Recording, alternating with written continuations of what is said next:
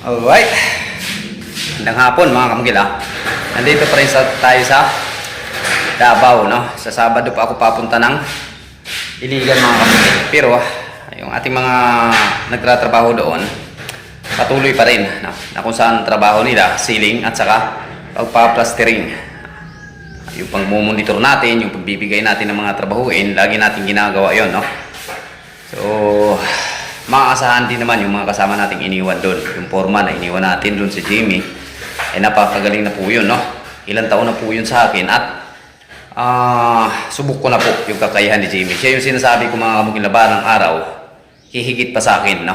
Hihigit pa sa kaalaman ko maaabot niya. Masipag, matyaga, no? At walang salita. Di ba siya nung nagsasalita? Pinapakita sa gawa. Yun yung mga isa sa tao na talagang malayo yung mararating balang araw at makikinig sa mga sinasabi sa mas magaling pa sa kanya, no? Yun yung mga attitude mga kamukil na kailangang ma-achieve mo kung gusto mong mas lumawak pa ang iyong kaalaman. Kailangan tumanggap ng mga advice, suggestion, especially yung mga engineer, architect, no?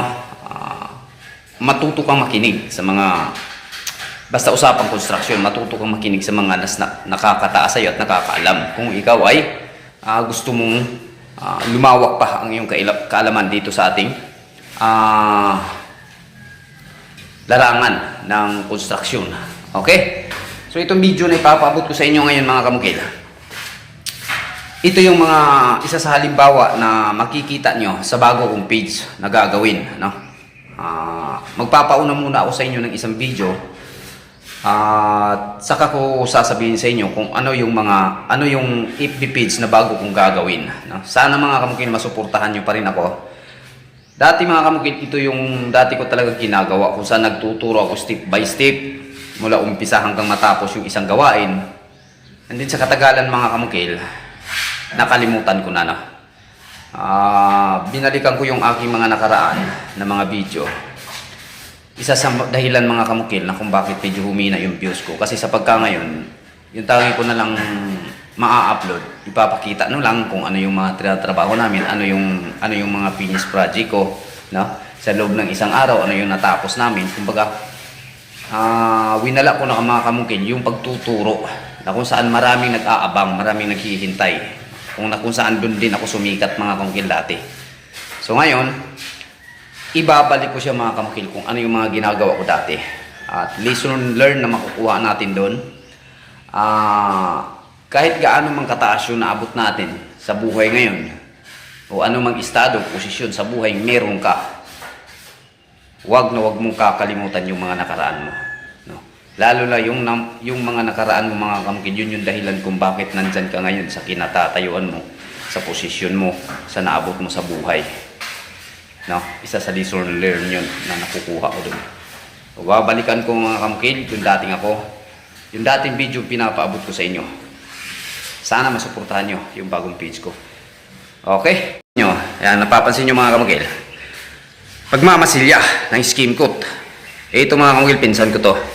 Ilang taon ko na itong trainee, no? May mga abilidad mga kamukil, kagaya ng pintor, no? At saka, welder. Welder talaga yung pinakaunang tinuro ko nito. Ngayon, magaling na sa weldingan. Ngayon, gusto ko, hindi lang isa yung magiging talent mo. So, ito yung nagustuhan din niyang trabaho, pagpipintura. No? Kaya tinuro ko sa kanya lahat. No? Hindi naman para sa akin ito mga kamukil yung ginagawa. Para sa kanila yan, kung makikinig sila.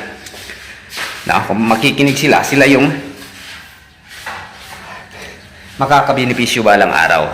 Pag may mga pamilya na sila, may mga anak na, hindi na sila mahihirapang maghanap ng trabaho o mag-provide ng income sa araw-araw. Kasi trabaho na yung maghahabol sa kanila. So, kaya-kaya na buhayin yung pamilya nila sa malinis at magandang pamamaraan. So, ito mga kamukilo, yung kanyang tuka. Ceiling. Ako din dito sa wall. Ayan o. Dito part na wall kapag first coating na tayo. Okay? Balik tayo sa ating topic. Ito mga kamukil, ito na yung part na mamasilyahan ko sa wall at saka poste. So ipapakita ko sa inyo, ituturo ko sa inyo kung paano ang tamang pagmasilya, no? Ang paghawak nito, Paano ang paghawak nito? Ang paghawak nito mga kamukil, meron dalawang klase yung paghawak nito. At ang pagpahid nito, merong dalawa ding klase. No? So, ano ba yung palatandaan ng pagpahid natin sa masilya o sa skimpute dito sa ating wall o sa anumang bagay na papahira natin ay sapat na o sakto na pwede na natin siyang tigilan para lilihain na natin pag siya ay natutuyo. O, yun yung mga ipapaabot ko sa inyo mga kamukila sa susunod na video natin mga kamukil. Abangan nyo yung sunod upload ko mga kamukil. Kasunod nito, yun na yung aking tatalakayin at ituturo ko sa inyo kung ano yung tamang paghawak nito, ano ang tamang paggamit nito, paano natin malalaman na yung ating ipapahid na masilya dyan sa ating wool ay sapat na o pantigilan na natin at lilihain na natin pagkatuyo. Okay? So, tutok lang mga kamukil, stay tuned sa ating lumang page ngayon dahil ilang araw na lang mga kamukil ako'y magpapalit na ng FB page. Sana'y masuportahan nyo ako mga kamukil. Yun, once again, Mongkel on the vlog. Thank you.